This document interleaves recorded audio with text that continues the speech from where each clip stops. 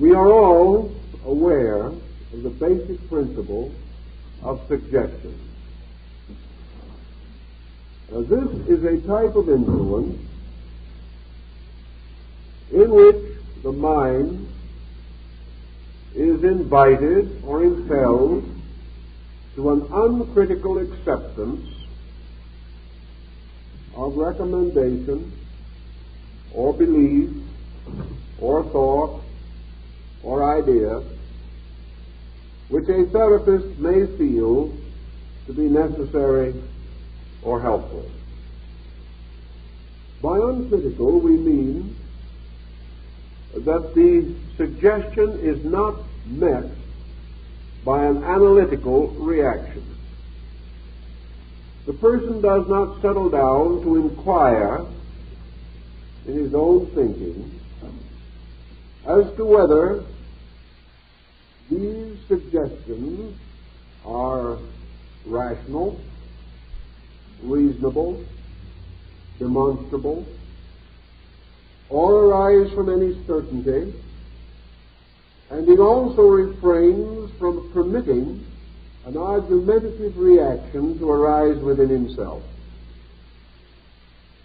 Thus, the concept underlying suggestion is that it is an idea or a recommendation which, passing through the mind of the patient without obstruction, may become a factor in the subconscious life of the person.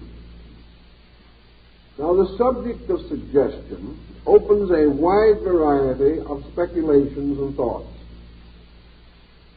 And a few of these we want to examine a little at this time. We know, for example, that most human beings are susceptible to suggestion of one kind or another. We also know that the greatest period of receptivity is childhood. This does not mean that the child is necessarily less argumentative, although it is true that the child has less mental certainty with which to oppose suggestion. What appears to be one of the factors is that with the child there is very little conflict of subjective reaction to suggestion. The child has no counter-suggestion which must be compensated, or which arise in conflict with the new suggestion factor. The child does not have a series of highly fixed opinions of its own. It does not have strong habit mechanisms in thinking. It is more or less in a formative period of development. And for these reasons, suggestion is particularly vivid, powerful, and long-enduring. As we grow older, we make a discovery that even the psychologist at the moment does not seem to fully comprehend. It is that there are two motions or two directions of energy in relation to the conditioning of the human being. One is the motion from the person outward into the world around him, part of his inevitable and instinctive effort to become dominant over his environment. He is constantly causing to move from himself fixations of defense mechanism. He is out aggressively using his energy over a sphere of influence which he hopes to dominate. Opposed to this motion is the pressure of conditions around him moving in upon himself. Whenever we move in upon a person with ideas of any kind, we move head-on against the tide of his own outward-moving consciousness.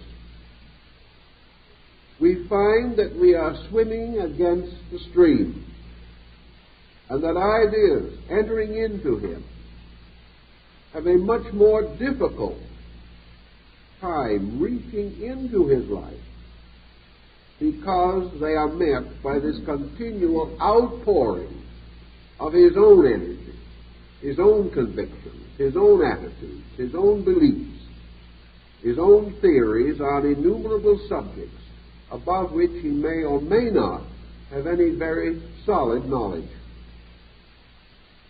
We know, however, also that the adult can be affected by suggestion. We are not certain, however, that this effect is exactly what we expect or hope. We are all subject to suggestion continuously at this time because nearly all forms of industry, salesmanship, economics, and the professions have become aware of the psychological factor. Many of them are working strongly upon the basic belief in the reality of suggestion as a way of influencing the private or public mind. But we observe also that they are not always successful. Take, for example, experience with television and radio advertising. There can be no doubt that the frequent repetition of certain advertising does promote sales. This cannot be denied. The facts are available. It is also, however, not to be denied that when an advertiser ceases to advertise for even a short time, his sales fall off. It means, therefore, that suggestion is not held as retentively in the mind as we might at first suppose. The first conclusion would be that it is submerged by the continuance of other suggestions. If a company advertising coffee ceases to advertise, other advertisers of coffee gain a peculiar advantage. They begin to have their suggestion enter into the mind of the viewer or listener, and he in turn comes to buy that coffee most immediately advertised. Another point, however, should also be borne in mind. If advertising becomes too objectionable, if it is too continuous and too blatant, if its pretensions are too unreasonable, or its advertising is in poor taste, it may result in a revulsion mechanism, and the presumed purchaser may buy almost any other product because he is angry or rebellious against having his mind over-influenced. This we observe quite frequently now, and probably will see more of in the not-too-distant future. Thus, broadly speaking, we have 2 points demonstrated by modern usage. First, the suggestion very rapidly ceases unless it is repeated. and that this repetition, if continued for 10 years, will not ensure that the purchaser will buy the product in the 11th year. The pressure of the suggestion, therefore, is tied to its immediacy. And if this ceases, the suggestion loses authority. I believe we will find this to be essentially true also in psychological suggestion therapy. The second point to be made is that over-suggestion creates rebellion, not only in the purchasing of product, but throughout life. Over-suggestion in some of our family problems we like to call nagging. And we are convinced that nagging ultimately produces no good. That the insistence upon the acceptance of ideas causes a reaction in ourselves in which we rise to defend the right of free choice, the right of personal determinism. We demand that we shall always have the privilege of accepting or rejecting any suggestion that is made to us. This right, which we have demonstrated from our earliest experience as human beings, proves conclusively that a suggestion will not overwhelm all of the faculties or elements of our natures and minds. That we will accept, to varying degrees according to our temperament, suggestion elements. But we will not generally go overboard. We will always hold this peculiar privilege of making up our own mind.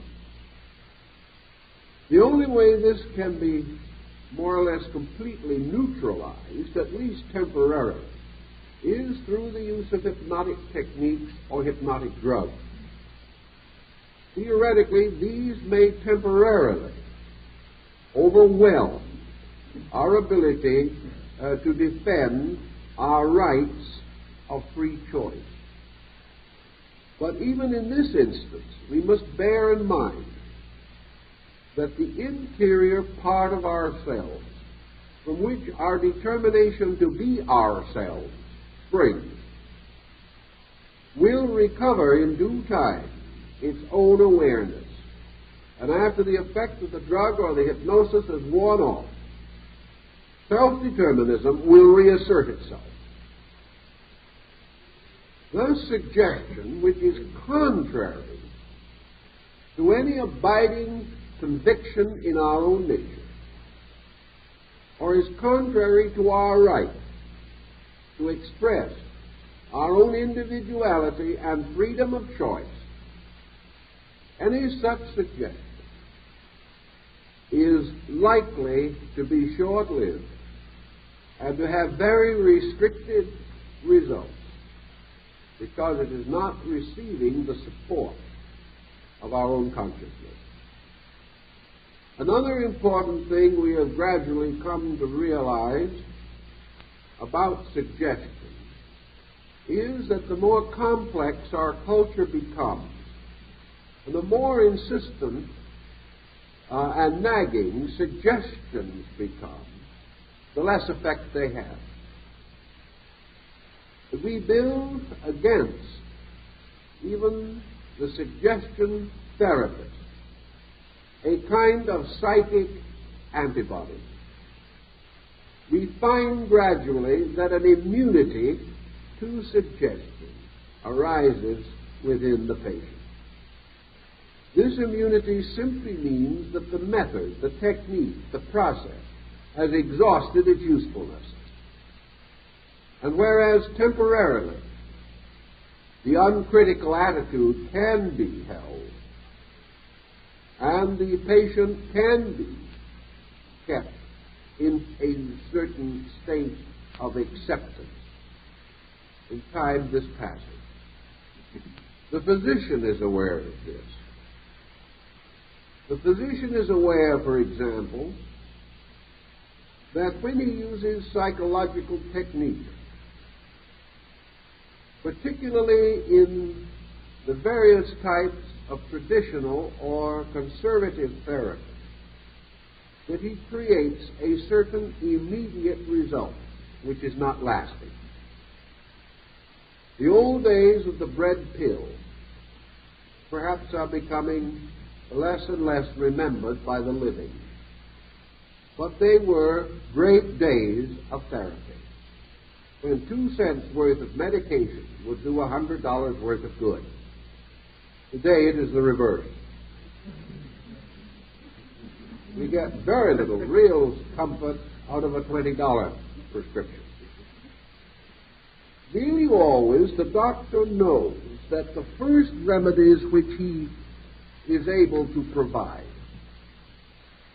will have more efficacy due to the fact that the patient is in a little more receptive mood.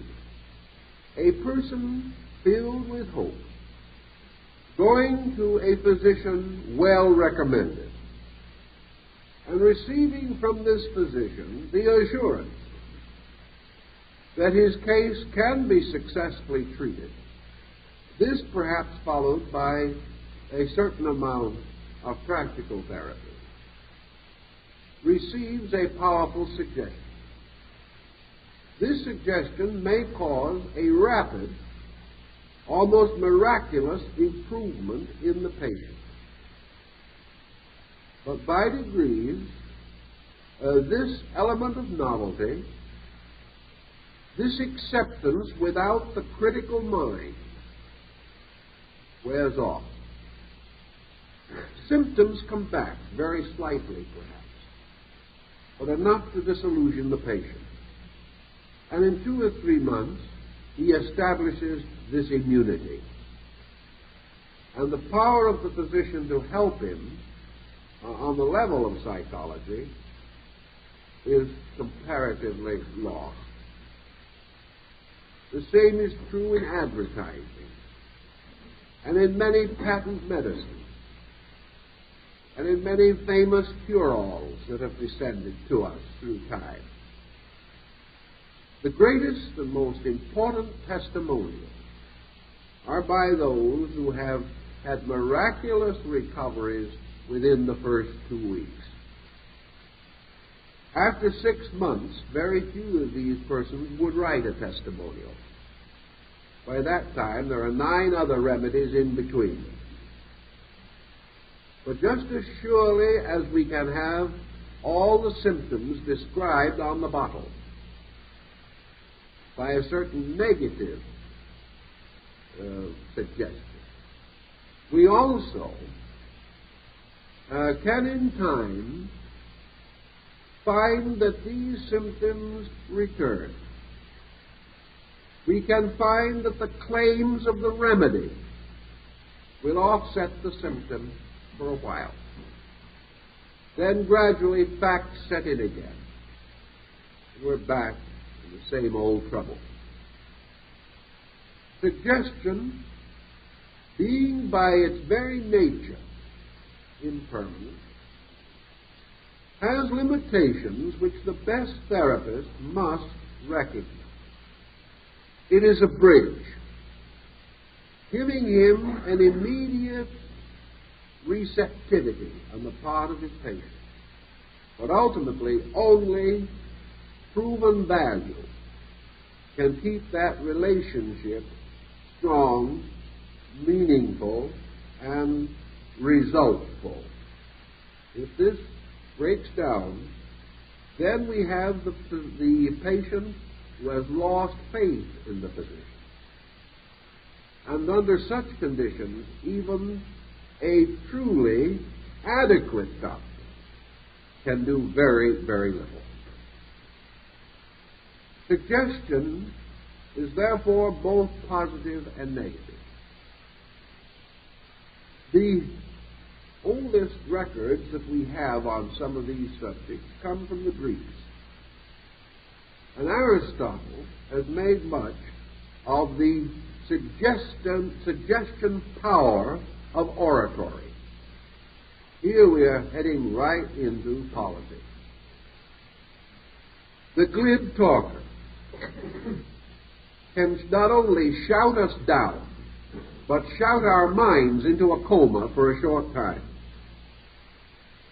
We wildly applaud, we are deeply moved, then go home and the next day wonder why we made fools of ourselves. We are unable to rationally understand how we could have been so completely hoodwinked. Well, perhaps we were not actually hoodwinked. What we really mean was, how could we be so influenced away from our normal attitudes on these things? Perhaps our attitudes were wrong in the beginning. But by the next day, our wrong attitude is back in control of the situation. We have been overwhelmed, forced into an uncritical relationship with another person by their bombast, by their beautiful wording, by the force of their personality, and by the common applause of other people like ourselves, all under a common glamour. All this constitutes a powerful suggestion pattern. In the field of our sciences, suggestion occupies another interesting relationship. Suggestion comes to us frequently through books. It comes to us also in prevailing modes of thought and therapy.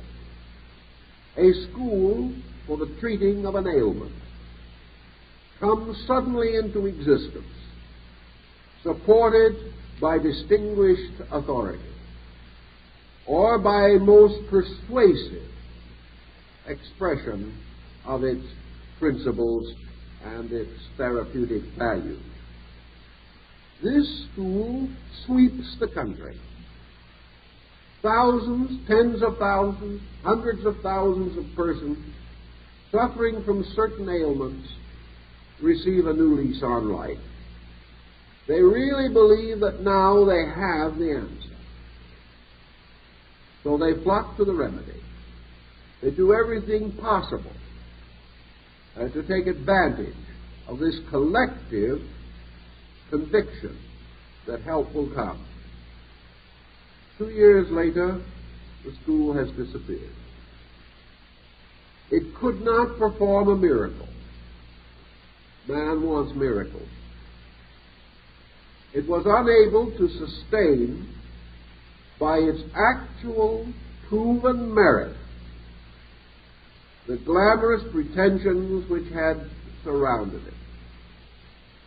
The hundreds of thousands of persons did not immediately recover. Comes disenchantment. The school is now regarded as a fraud. Everyone believes they have been hoodwinked. All their hopes have come to nothing.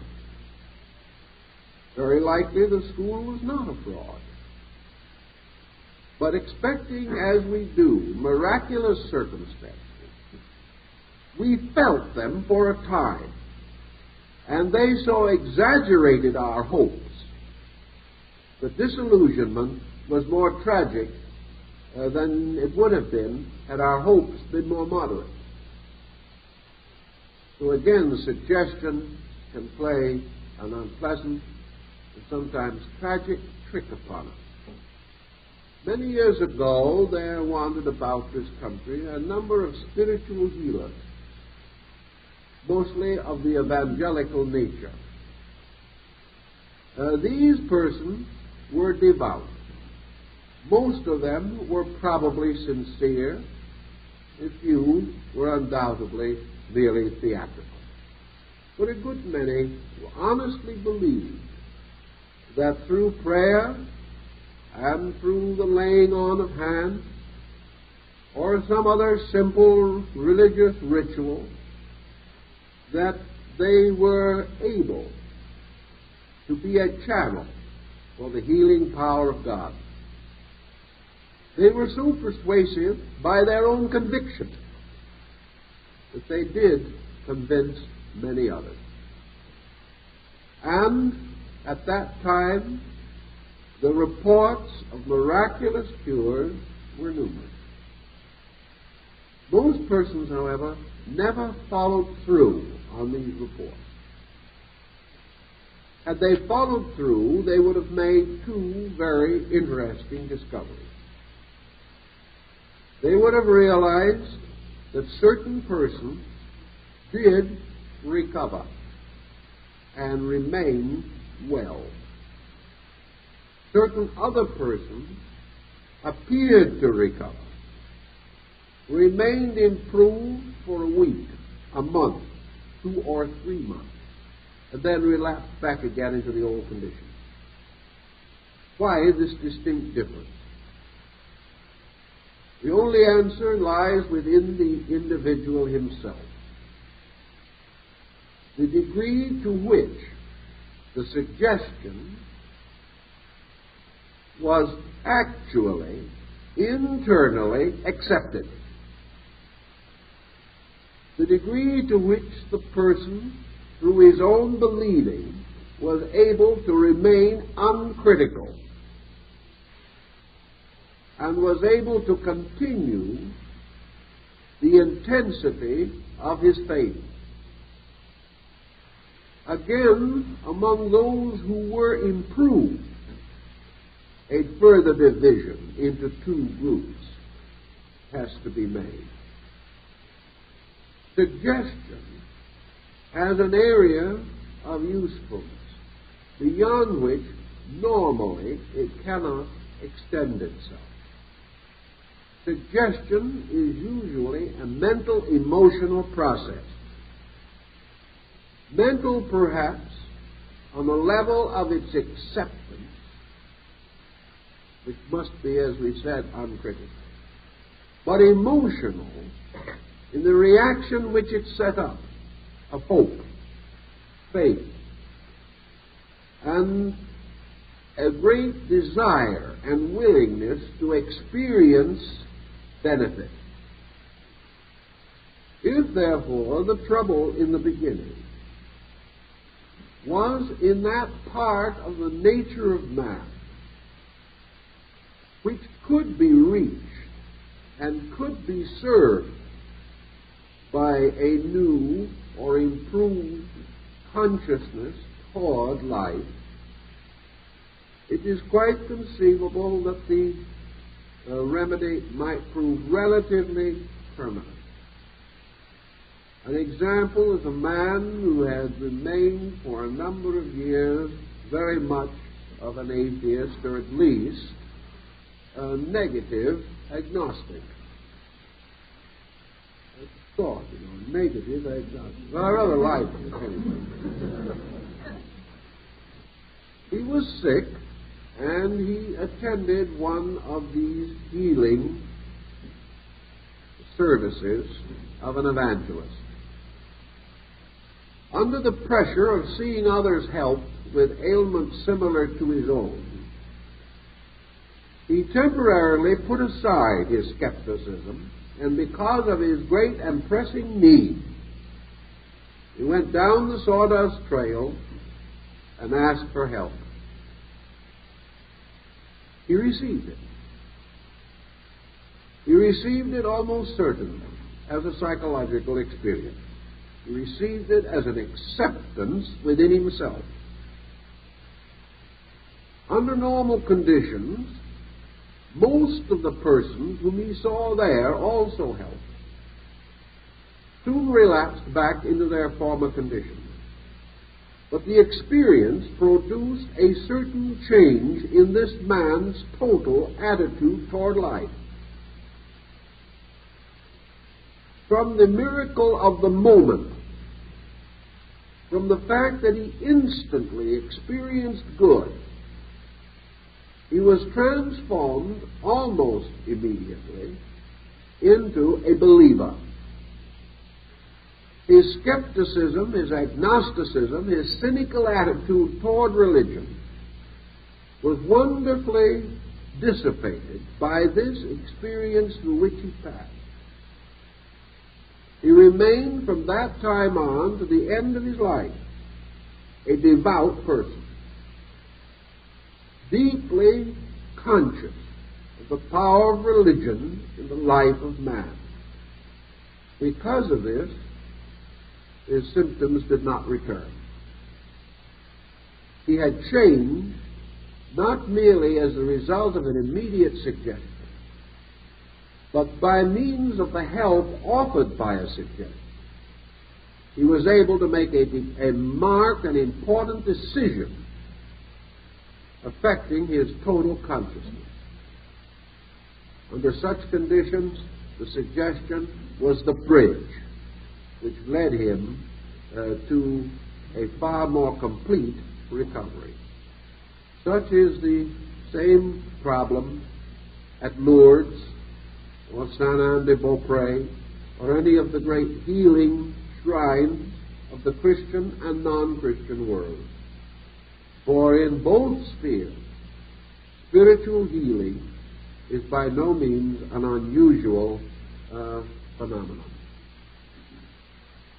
Thus we have in suggestion a present help, and it takes on many of the aspects of ordinary medication.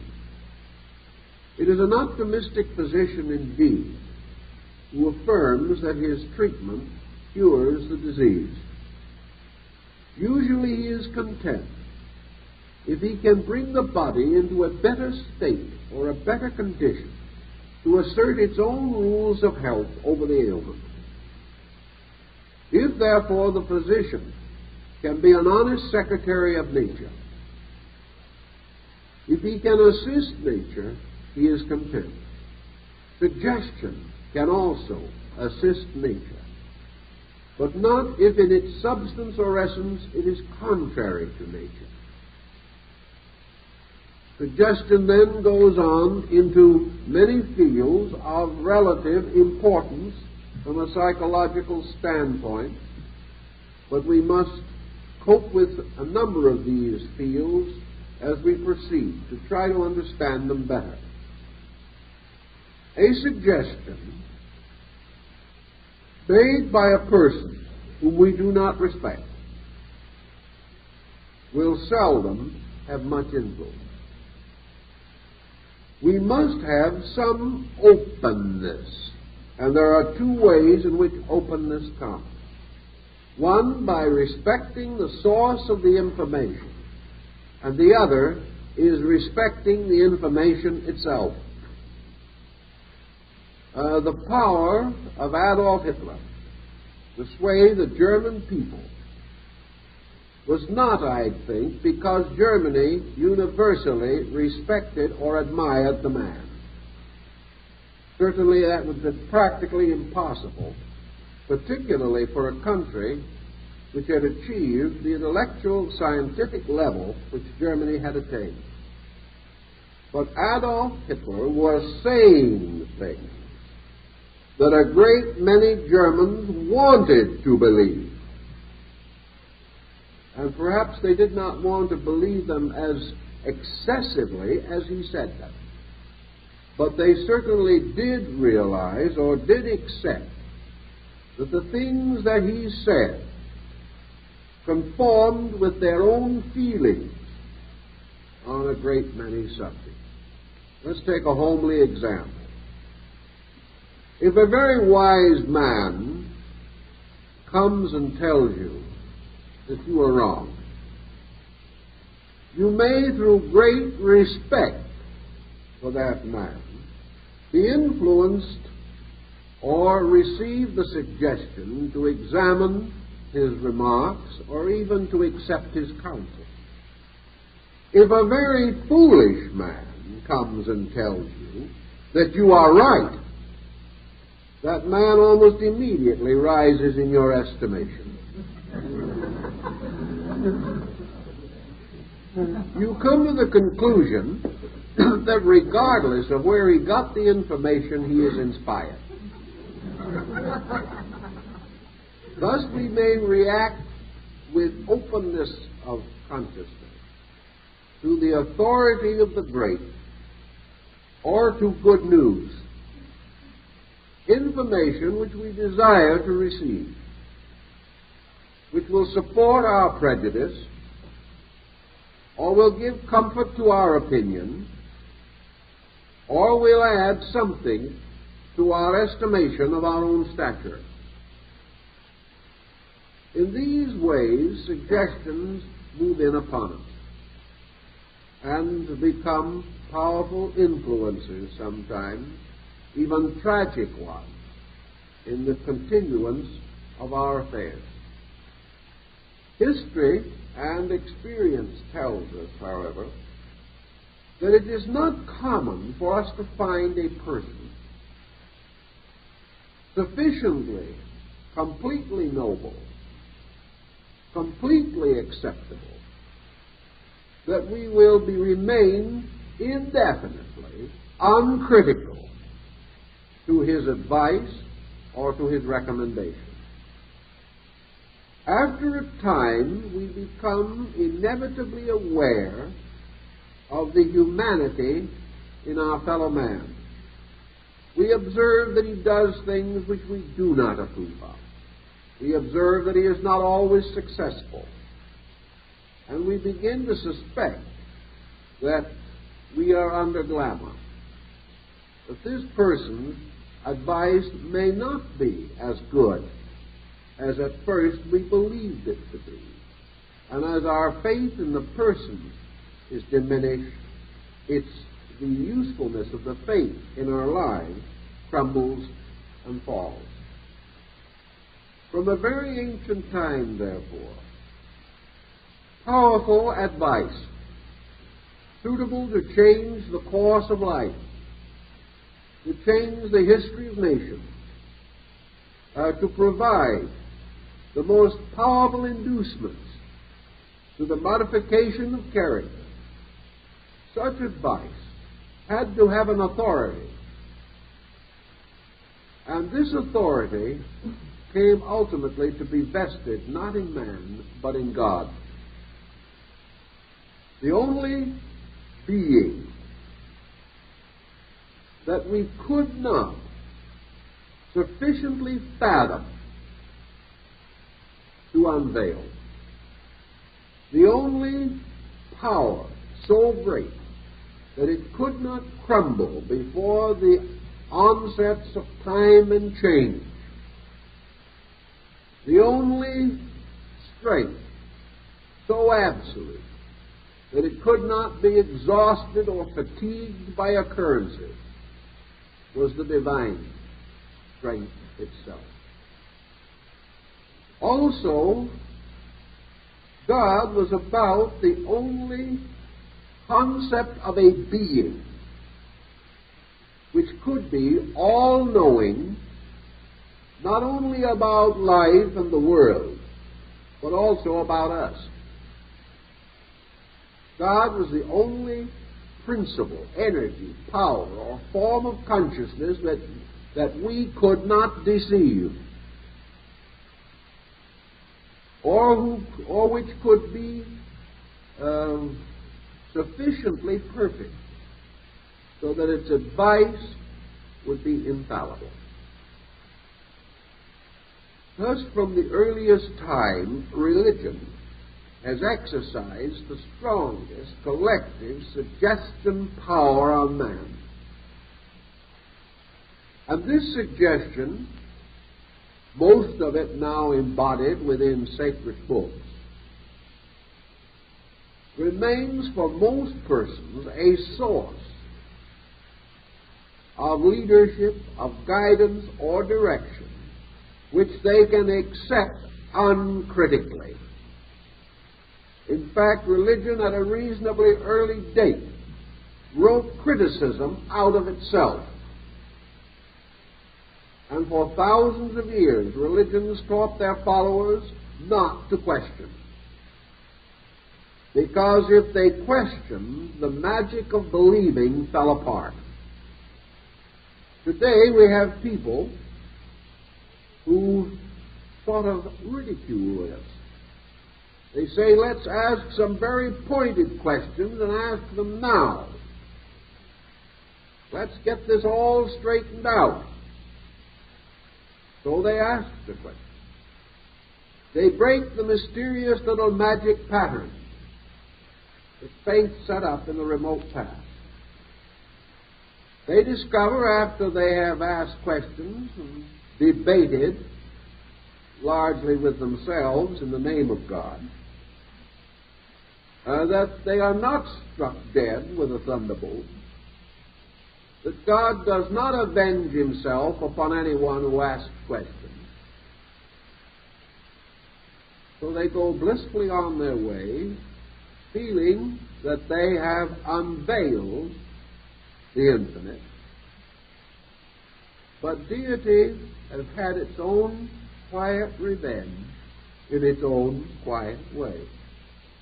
These persons have lost the strength of believing. Something has been taken out of them. A virtue has passed from them.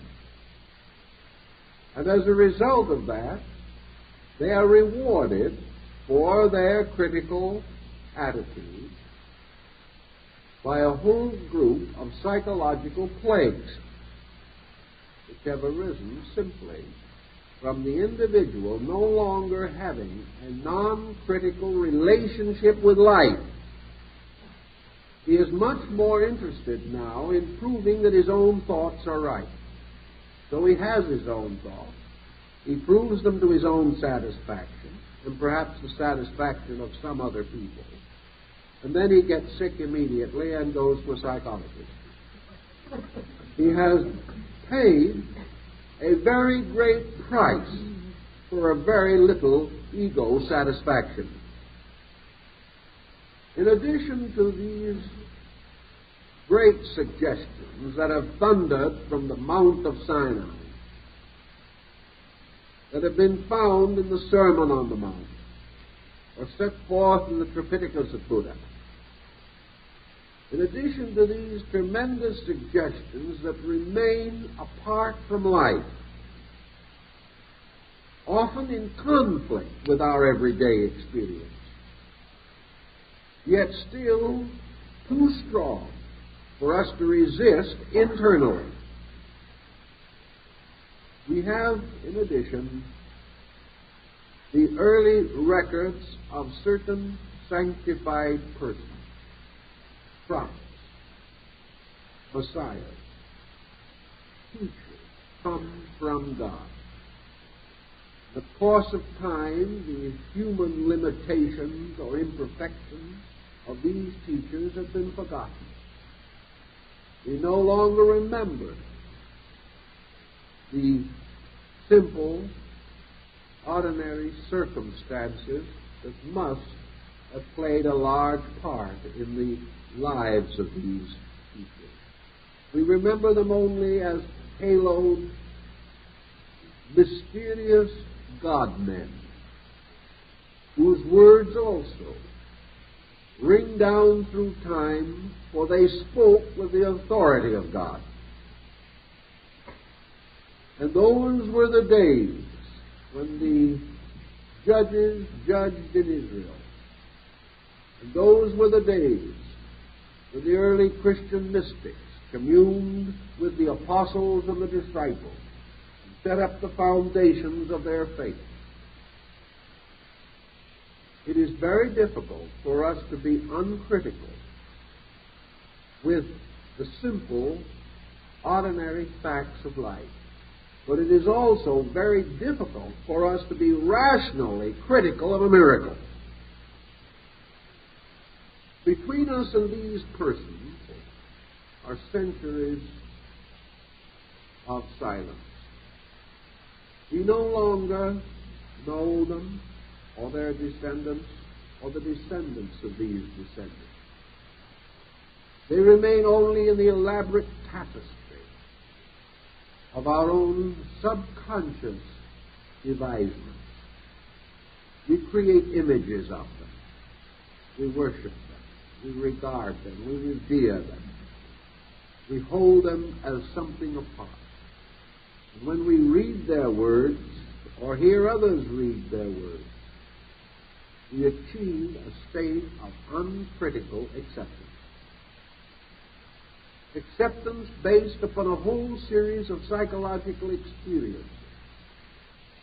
These words brought consolation to our fathers and to their fathers before them. They have been the guides of our race.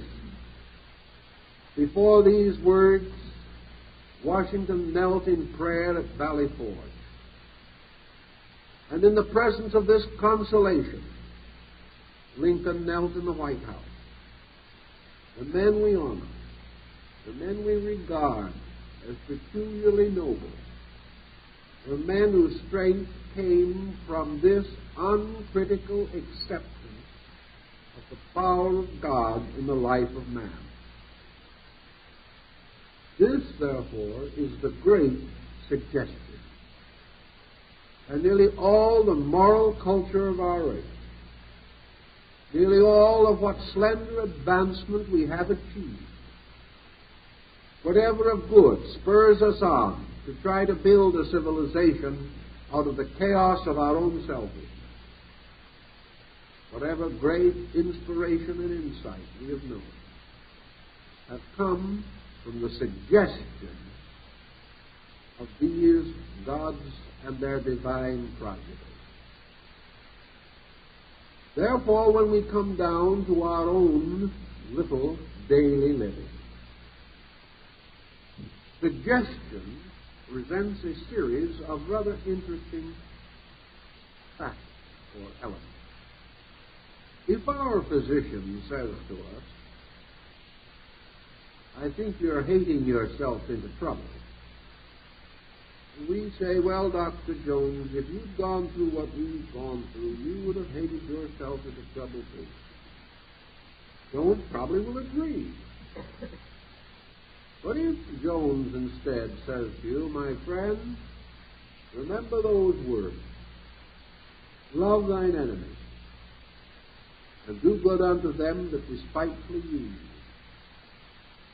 he is stumped. Jones isn't speaking for himself.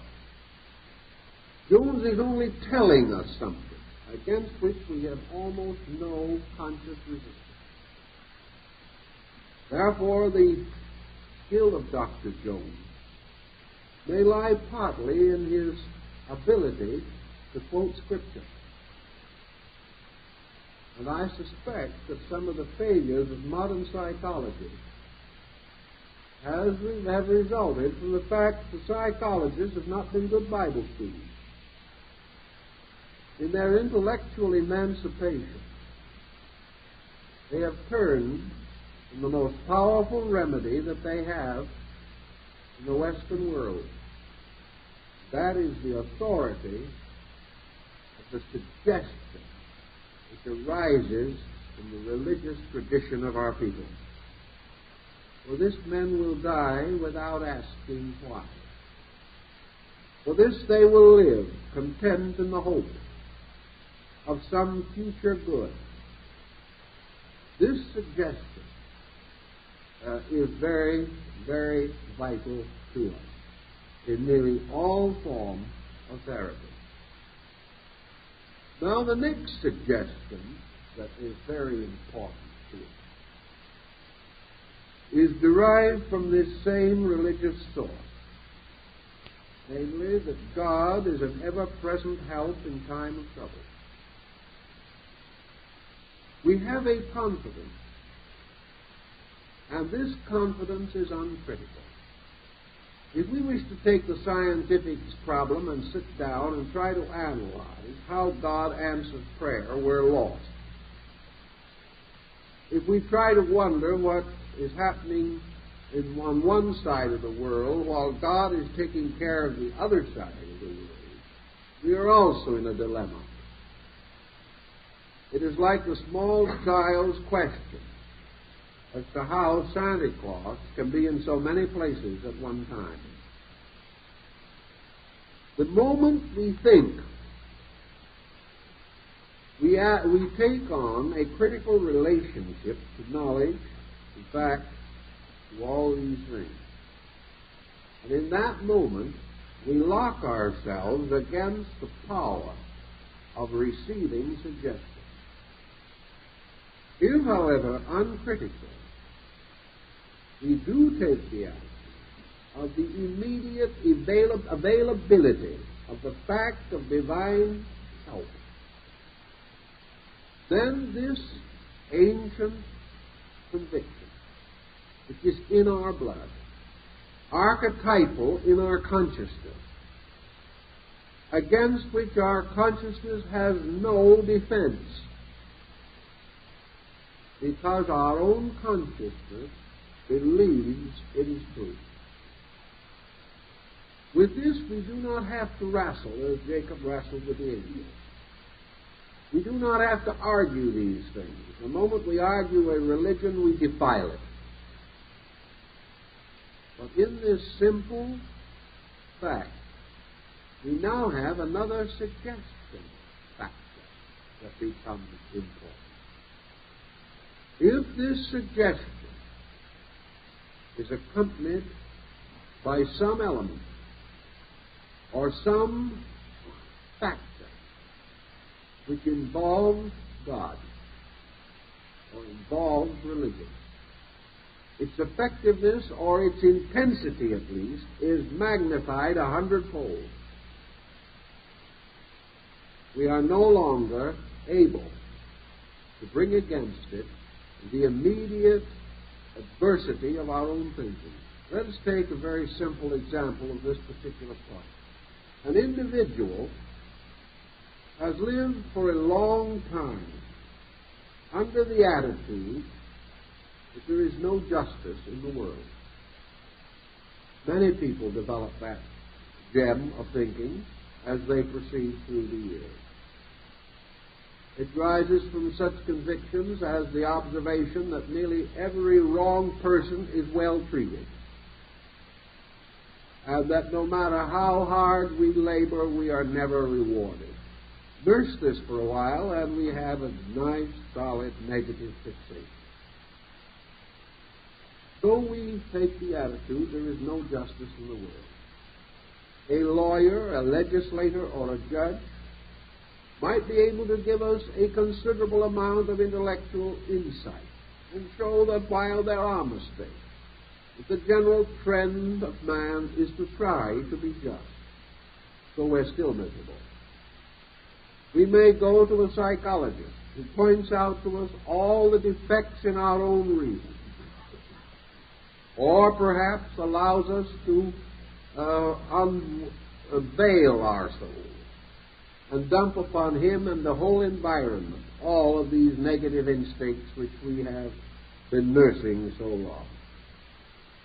He believes that if we can exhaust ourselves completely, if we can talk about the injustice of the universe until we're tired of hearing it ourselves, that maybe we'll change our conversation.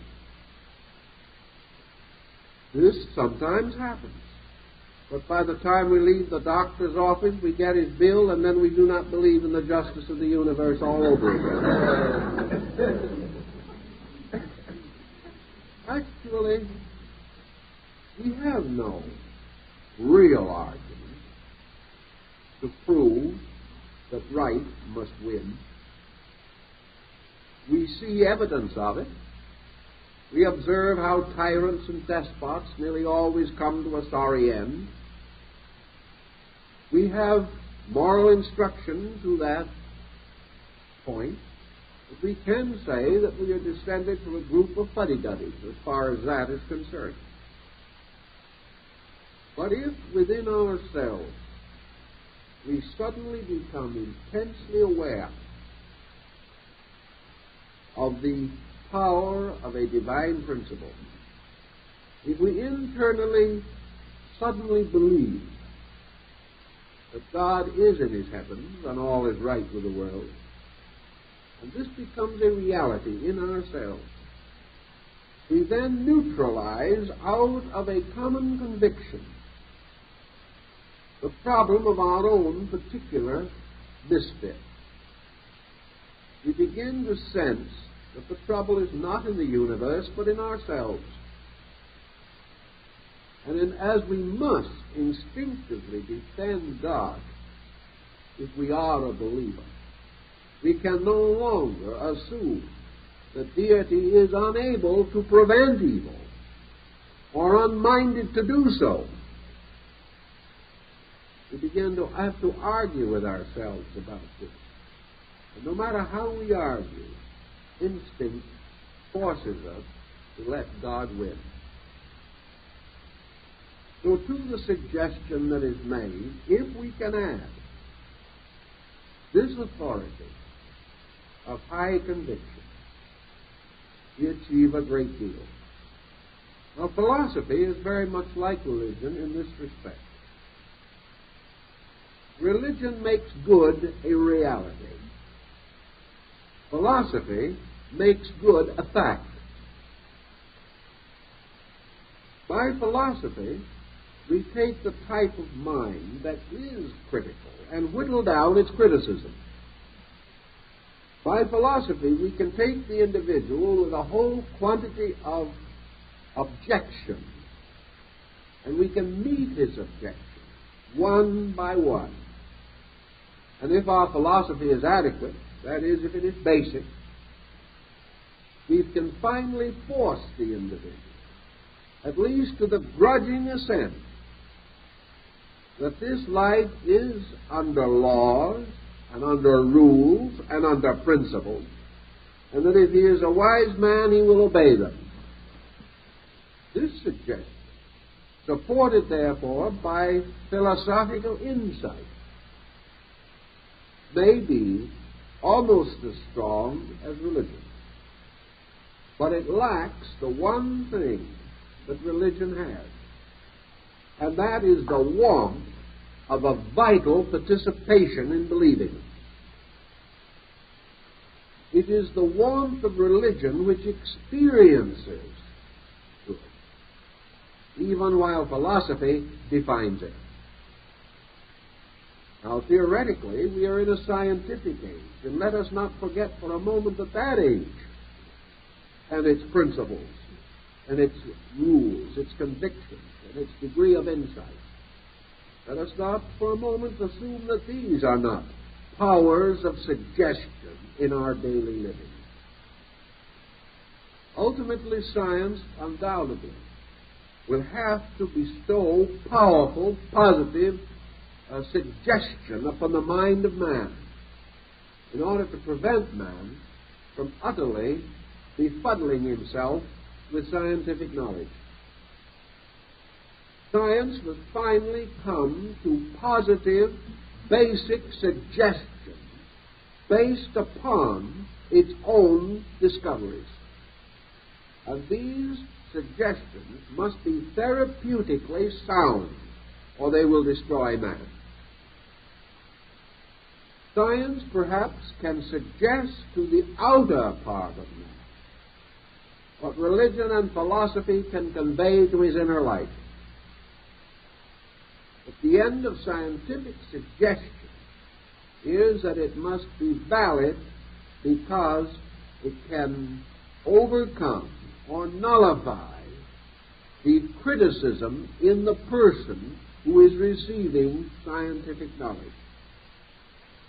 Our modern system of education is based upon breaking down man's non-scientific ideas. This is a weakening situation, however. For actually, when we break suggestion that he is going to be patient, he's going to be patient and kind and gentle from now on.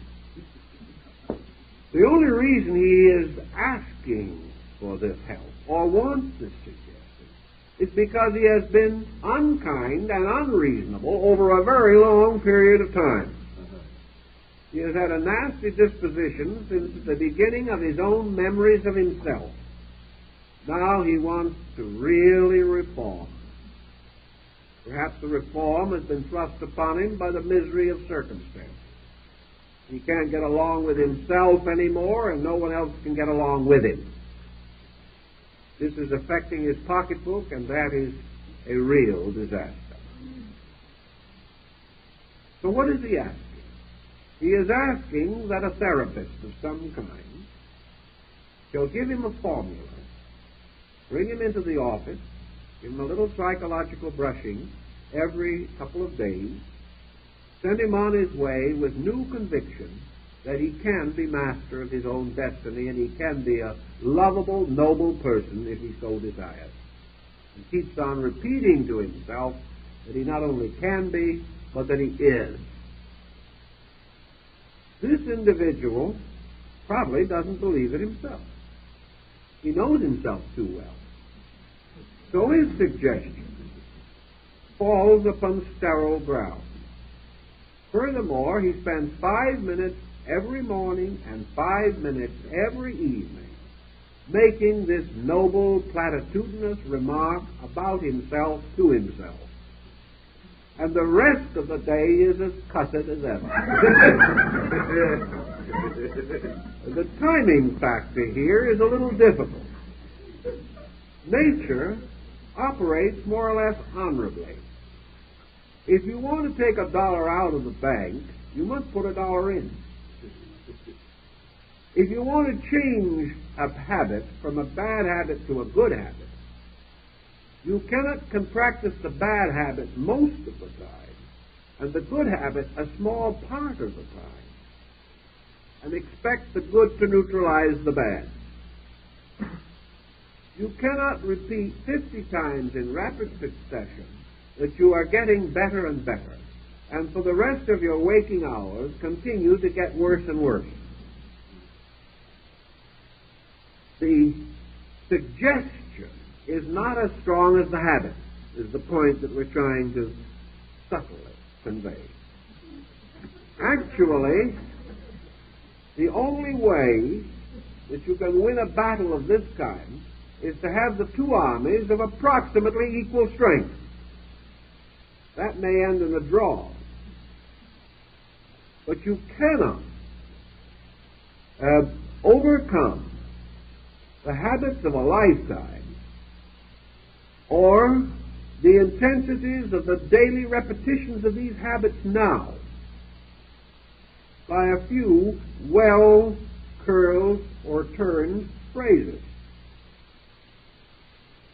You may gain a certain result, but it cannot achieve too much because there is too much negative static involved in the situation. As soon as autosuggestion, or even suggestion itself for that matter, because it is often so used, became a wee bit popular, and individuals believed that they had gotten hold of the great and divine magical mystery of the universe, they also attempted to use this suggestion concept in a variety of ways for which it was never intended. The individual began to believe that he could mentalize himself, not only out of misery into health, but out of poverty into prosperity. He began to honestly believe, with such degree of honesty as he could believe, that he had found a magic wand which could transform everything and anything by a fixed attitude of the mind and the repetition of a formula. This led to innumerable complications. It also led largely to the general discrediting of a large part of the field of suggestion and autosuggestion. It meant that we were in the presence of an excess, more or less a corruption of an idea. And that which was intended to change man was directed to changing other things instead of man. The individual began to take the attitude that if he was not getting along well in the world, that his suggestion could go so far as to make the world change and treat him better. It's a lot of suggestions. In fact, as far as changing the world, even the divine suggestion seems to operate slowly. Also, we gained a certain telepathic attitude toward suggestion and auto-suggestion. We believed that we could sit around and by holding various thoughts cause our neighbors to move out or our distant friends to move in. We began to think of suggesting real estate transactions, good investments, and in many instances I've actually known people to suggest that other people should be stupid, simply so that we could impose upon them more easily. This, of course, was a little nightmare world of its own, more difficult and inconsistent and fantastic than Prospero's enchanted isle. The most that we did, of course, was to keep on suggesting to ourselves that we could achieve the impossible. Sometimes it looked as though we made it. But we began to ignore utterly the laws of probability. We forgot, for example, that in sickness, unless diagnosis has proof that we have a very serious ailment, miscellaneous, wandering, itinerant symptoms, griefs, misfortunes, and miseries of 1,000 assorted nature, will, in about 20 cases out of 25, simply solve themselves. Nature, stepping in, will cure most of the minor ailments that arise in man. It gives them a chance. But if we have some kind of a magic formula, we forget the natural operations of nature and give credit to the formula for things the formula had nothing to do with. Furthermore, by this process, we gain greater and greater confidence in the formula. Someday we trust our weight too heavily upon it, and this bridge of believing collapses under it. Auto-suggestion then leads to a whole series of rather sobering reflections. That it can produce certain results, we do not doubt. Auto-suggestion means that we suggest something to ourselves. Why do we use this technique? Usually because of some weakness in character, which makes it difficult for us to head into a proper, normal, reasonable correction of our own troubles. The individual says, well, I drink a little too much. I've tried 15 times to quit. Now I'd like a nice working formula of auto-suggestion so that while I sleep, I will get over the habit. There's no implication that this individual wants to work his way through the habit. He really is out looking for one of these psychological painkillers or these universal remedies like the old Swanee Indian swamp syrup, which was supposed to take care of everything, including all unreasonable indulgence. This individual is trying to use suggestion or auto-suggestion to take the place of the weakness of his own will. Now, he is up against a number of possibilities. If he decides on the auto-suggestive process, he will almost certainly turn his suggestion against the habit he wishes to cure. He does not know, will not accept, nor believe, or realize that the habit is only an expression of himself, that he will never get over the habit adequately until he becomes a better person. That's the one thing he doesn't want to do, because that recommends or suggests hard work. The only way we can get out of weakness, negativity, or inadequacy is to outgrow these things. So what we really need is growth. We need to become the kinds of persons who will not make the silly mistakes we are now trying to get out of by autosuggestion. It is true that we can, by suggestion means, anesthetize an arm so that you will not feel any pain in it while surgery is performed.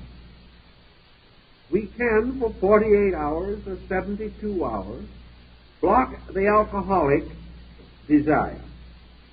If you want to come to an approved therapist often enough, you can block it for several months. But this is not recovery, any more than an aspirin cures some kind of a pain in the body. You can take certain painkillers and temporarily get relief from a toothache. But the only solution is finally to either have the cavity filled or the tooth pulled. In suggestion, we have an emergency instrument that can be and often is exceedingly useful. But it is never a solution nor a substitute for the correction of the situation itself. The only point where there is an exception to this rule is where the area of suggestion is exactly in the area of the problem. For instance, it is easier to help by suggestion a person who is involved in some complex or other situation for which the suggestion is the sole and total remedy. If, for example, you can take a person who is fearful or who has, for example, claustrophobia. You take this person and you give him a powerful suggestion, or you help him to formulate an auto-suggestion that he can enter into a room, a small, dark room, and close the door and not be afraid.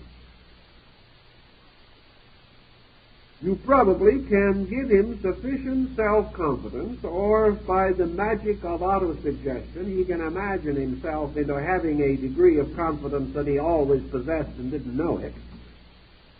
He goes in, closes the door. After a little while, he comes out radiant. The problem is solved. And the chances are, as far as he is concerned, the problem is solved.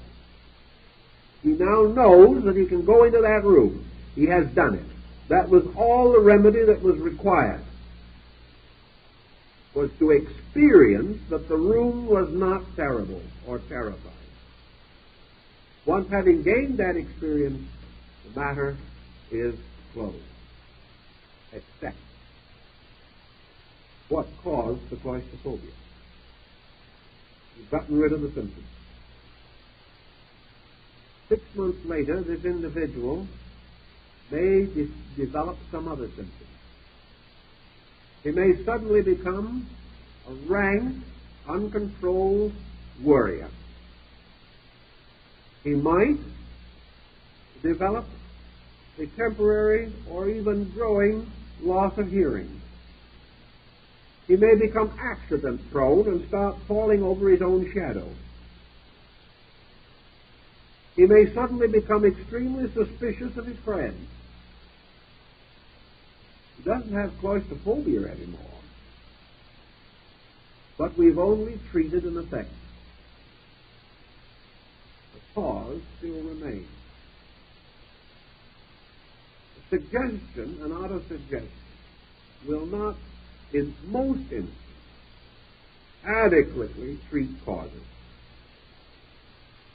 Unless the cause is extremely shallow and recent or comparatively unimportant, we cannot be sure that we can reach it in a permanent way. But now let us suppose that suggestion or autosuggestion is indicated in this case. We then come to another problem which has some meaning, and that is the use of mechanical devices to make autosuggestion more effective by increasing the frequency of it.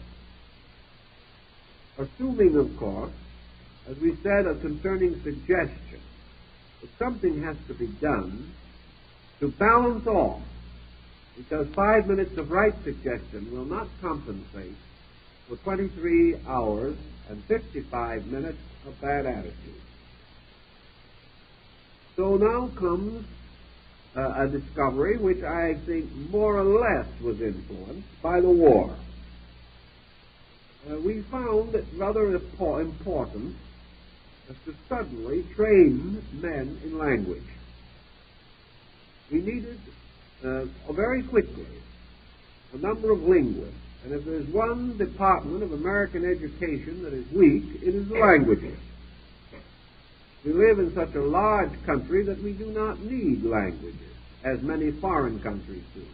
All we need is a solid vocabulary and a reasonable amount of slang, which can then become mutually understood.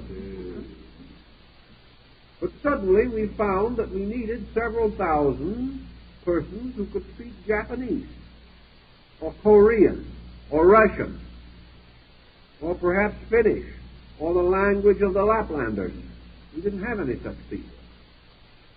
And the few that might have had such knowledge might not be in an age bracket suitable for military use. So to train men in language, we hit upon the device of using recordings.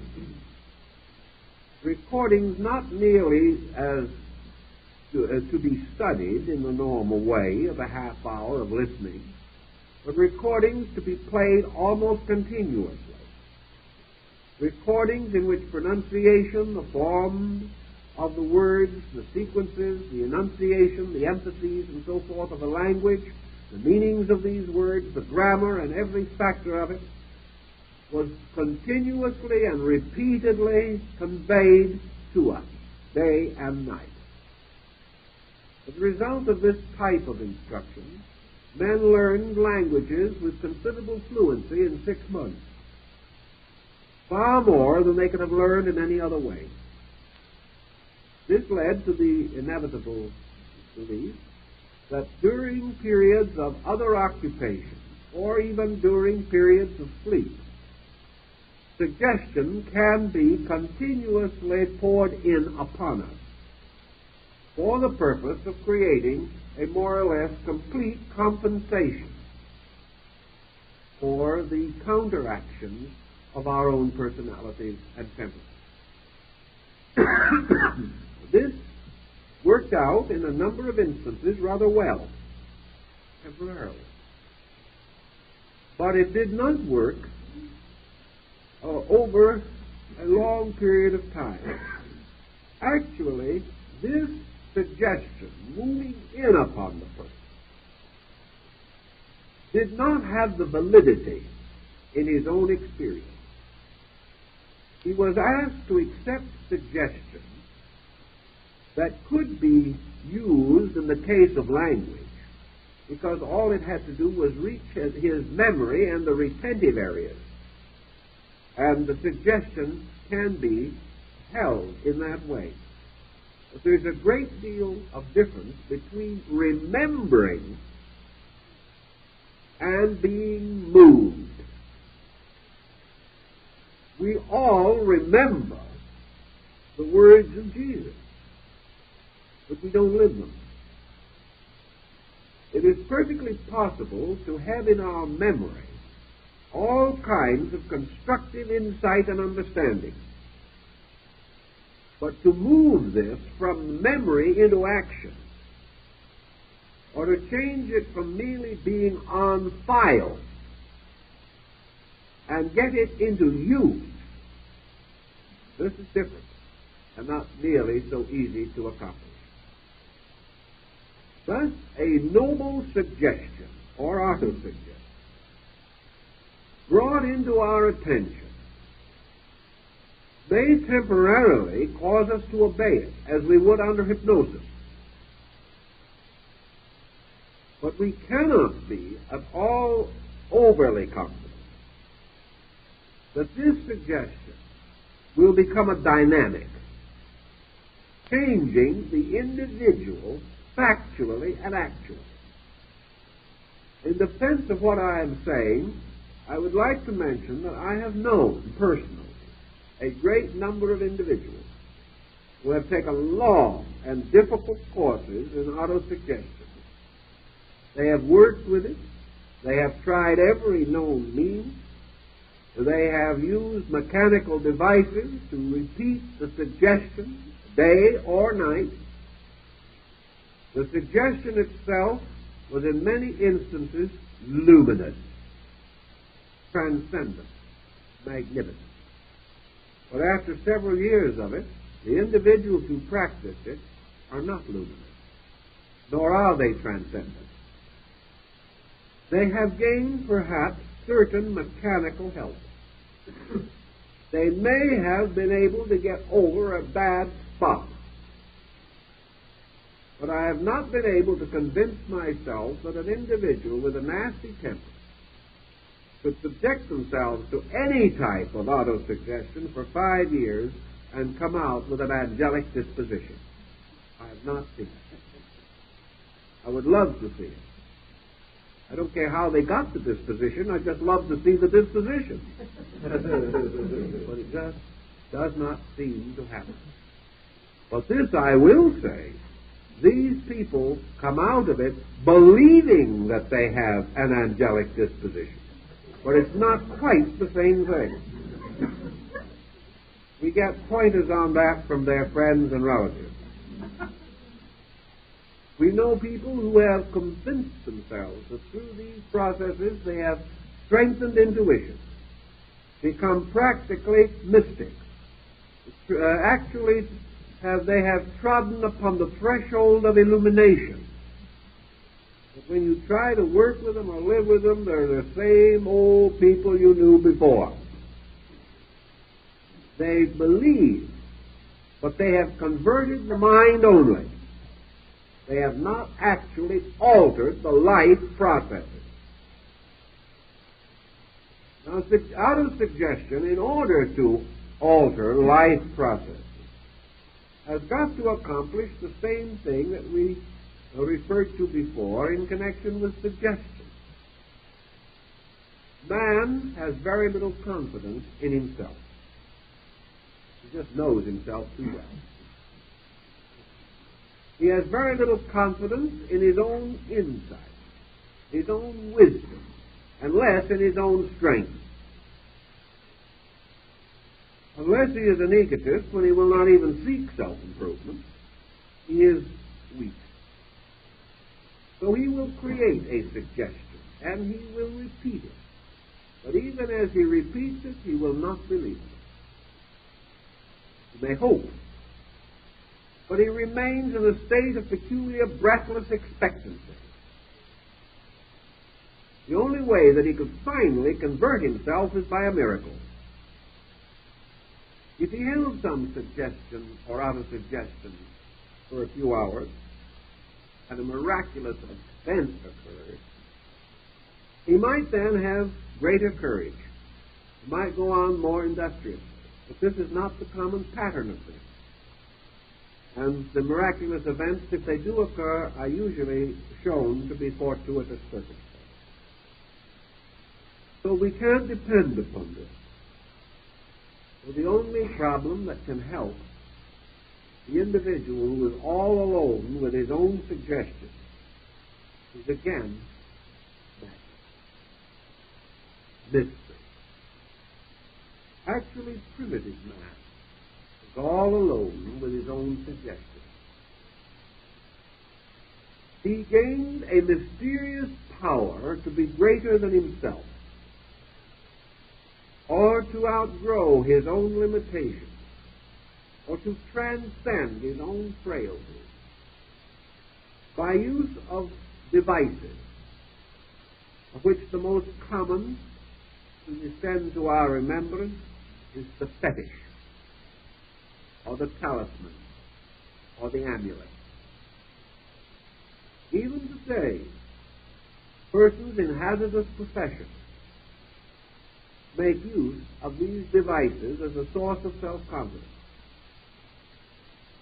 Now, what is the reason why a rabbit's foot is any different than a good text on autosuggestion by a prominent psychologist? The text cannot be accepted uncritically. We read it, we wonder a little, we think a little, but we're not very certain. And even if we're rather certain, we say, yes, it's probably true, but I doubt if I can do it. I've never done anything right yet, and it doesn't look as though this is the time when I'm going to start. So the situation drifts at least half-heartedly. But a rabbit's foot is different. In the first place, it makes no sense, except when it's on the foot of a rabbit. We're not even quite sure how it came to be a fetish at all, unless perhaps it was because the rabbit was anciently associated with the moon, and a whole string of myths and legends tie it together. Now, when I'm saying a rabbit's foot, I mean almost any kind of talisman. It may be a piece of metal inscribed with the 72 names of God. It may be a Muslim charm upon which is traced in beautiful writing the name of Allah and His faith. It may be a prayer, it may be anything. It may be one of those wonderful little devices that look more than anything else like a child's drawing.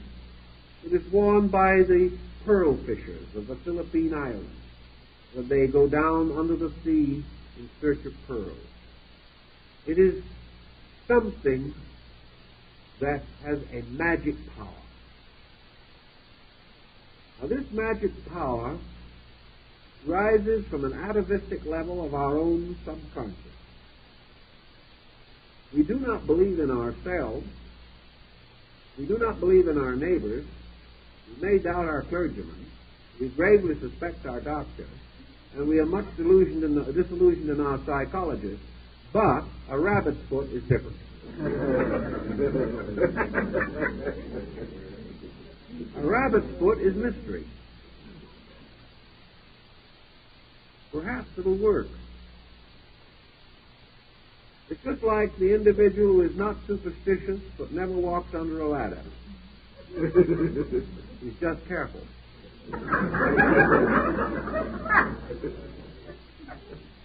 The moment you think about this, you realize that the rabbit's foot to the average person is a kind of demoralizing factor. It takes away most of the common sense.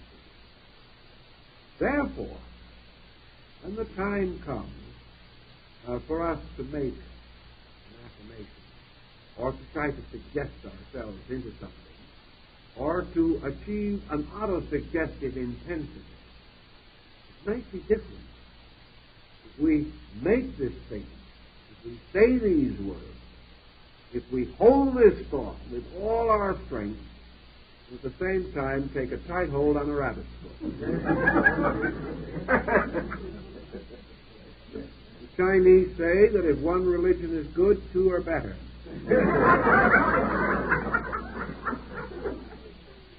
So there is no use missing a good opportunity. In the same way, when we say in our prayer to ourselves, God, give me an understanding heart. we have a different attitude, because we are asking something of a source that is abstract, mysterious, which we believe can be so. And if magically, we say, I am normally a coward, but while I hold in my hand this golden charm upon which is written the name of my God, as long as I hold on to that, I am strong. The individual is suddenly courageous. There are thousands of cases of it, critically recorded. But this kind of autosuggestion is strong. And it is strong because it applies to the inner part of our consciousness. And that it also does not depend upon our strength to overcome our own weakness. We do not believe that we are strong enough. We cannot conceive intellectually that we can take hold of our own bootstraps and lift ourselves off the ground. But if something else, some mysterious symbol of power, moves with us, then God and one constitutes a majority. If we can use something which stimulates our faith, makes us feel that this victory is not our own, but the victory of a power greater than ourselves, which we have known how to call upon. And the help of this power is an ever-present help in times of trouble. Then we are no longer depending on our own suggestions. We have stated in our own consciousness what we hope for, what we desire to have happen, what perhaps we feel desperately that we need. But it is not the voice of man crying in the wilderness. It is the fulfillment of a promise that if we will do certain things, take certain attitudes, supply ourselves with certain magical implements, then suddenly we are strong. We have the power through these other means of accomplishing what we cannot accomplish alone. This shifts our source of strength to an abstraction which cannot be unseated, which cannot be overthrown by event or condition. This abstraction gives us the courage. It is again and again this which comes back to us in the prayer formulas. Prayer is suggestion, autosuggestion in many instances, given strength by devotion. Prayer is therefore the individual opening himself uncritically to universal good. He could try to argue himself into it, but he cannot win because he does not believe his own argument. But if he follows the ancient way of his faith, certain in his own heart that the God of his fathers will not forsake him, he is no longer merely making a suggestion. He is affirming a conviction. And out of this total affirmation of his nature, he is able to achieve a result against the preponderance of negative factors. The individual who speaks with the fullness of his own conviction, supported by his concept of the presence of a divine available, can in 5 minutes a day counteract the 23 hours and 55. Because those 23 hours and 55 minutes do not represent one coordinated conviction of weakness. They represent largely confusion. They do not represent a focused intensity of evil, nor do they represent one simple pattern of infirmity. They represent a group of negative factors, habitually perpetuated, but about which we have the deepest moral reservations. The average person who is wrong knows it, particularly on the levels of ethics or on the level of internal motivation or on the basis of principle. He is wrong, he knows it, but he is too weak to do anything else. So the negation of the confusion of the mind will cause him to say, this I cannot do. This I cannot face. This is too much for me. I'm going down for the third time. But this does not constitute an organized, powerful, psychically sustained fact of consciousness. It represents dilemma, distress, disaster, but not a certitude of evil or a certainty of misery. If, therefore, you turn against it a powerful, unified conviction, not an attitude or a plan, but a need sustained by the recognition of the factor of divine intercession, the miracle, the fetish, the rabbit's foot.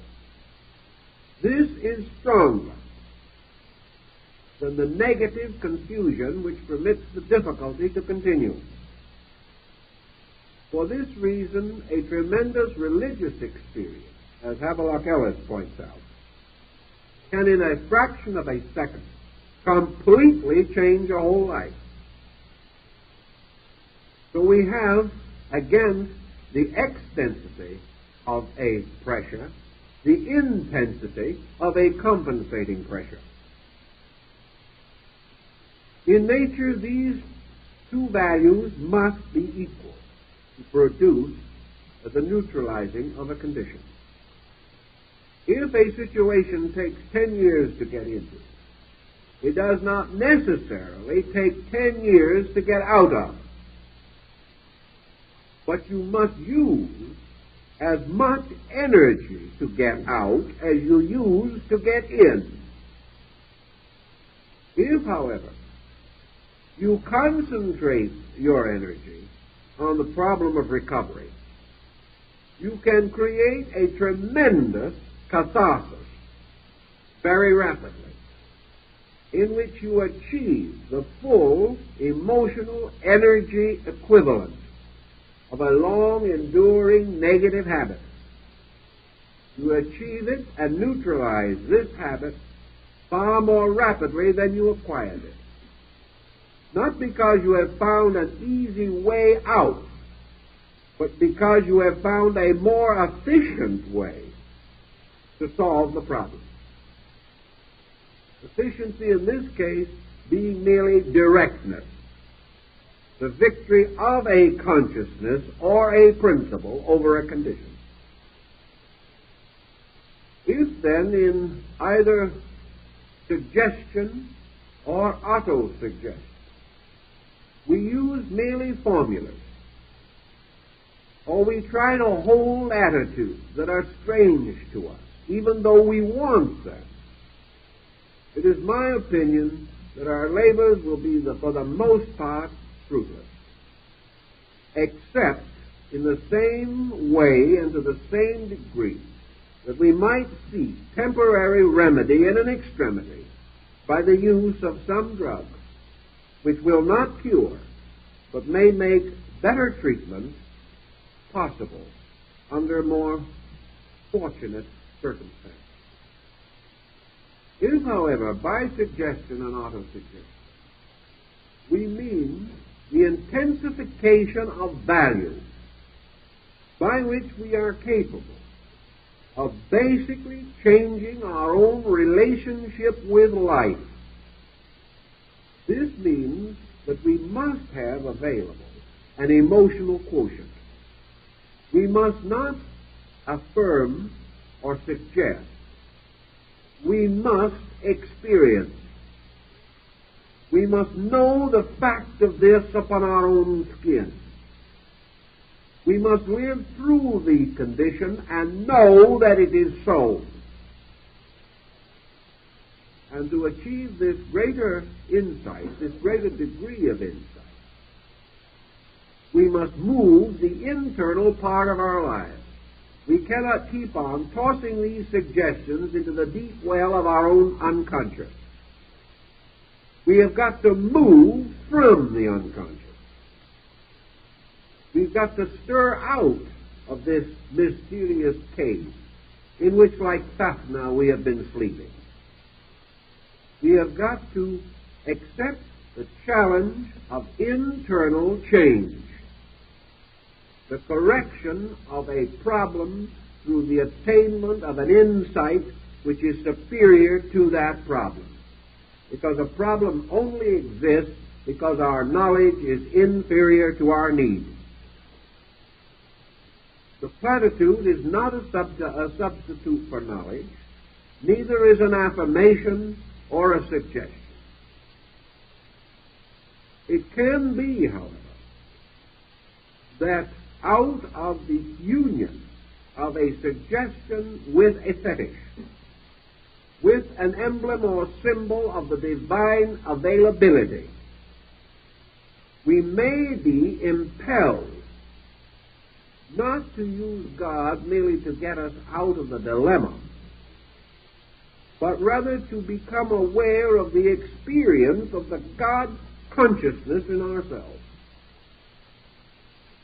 If we are able to make this progressive step through faith or through profound believing, we may then be able to pass constructively into a non-critical state. A non-critical condition which is not merely negative, but one which is open or receptive to the experience of a better life. Suggestion, then, is only valuable to the degree that it can impel us toward experience. We cannot cure ignorance with hypnosis, but we can sometimes stimulate in the individual the desire to become learned. But this means he must then go out and learn. Suggestion cannot save the individual from the problems towards which he usually will direct suggestion. But it can perhaps inspire him or recommend to him that he learns to grow, and in that way finds the answer to all problems. For this reason, we should be very wise, very careful in the decision of suggestion or auto-suggestion. For it must always be a suggestion to become better, not merely a suggestion to evade or avoid, or a suggestion which might bring us something we do not feel like earning. All suggestion that is appropriate and proper is that which impels us to the adventure of the unfoldment of our own consciousness as the final solution to every problem that stems from ignorance. And all problems stem from ignorance. No problem rises from wisdom itself. And our search for the spiritual integrity to overcome the ignorance in ourselves is perhaps the one great prayer that should be with us constantly. And therefore, that we should suggest to ourselves that day by day, in every way, we are more eager to grow. And that, wonderfully enough, will also take care of most of the aches and pains. Because most of them arise simply from the individual in the presence of the invitation to grow and lacking the ability or the inclination to accept the invitation. So if we do not know what to do, hold that rabbit's foot tight. Close your eyes and dive into an experience, learning from it all that you can. Seek not to avoid or evade, but rather to overcome all uncertainty by the certainty of personal awareness through experience of the values and principles governing human life. If you take care of this properly, I think you'll do fairly well. And our time is up, so we'll start again next week.